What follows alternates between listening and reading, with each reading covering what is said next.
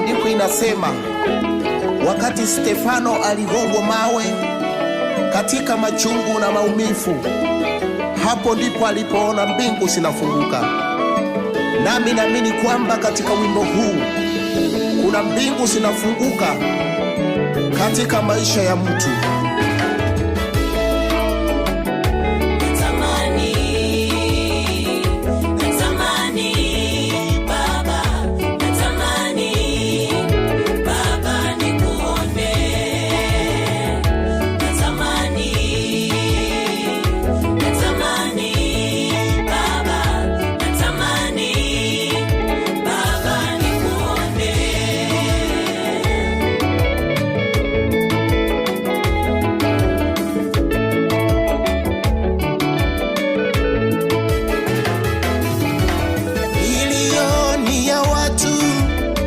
Yatakusanyika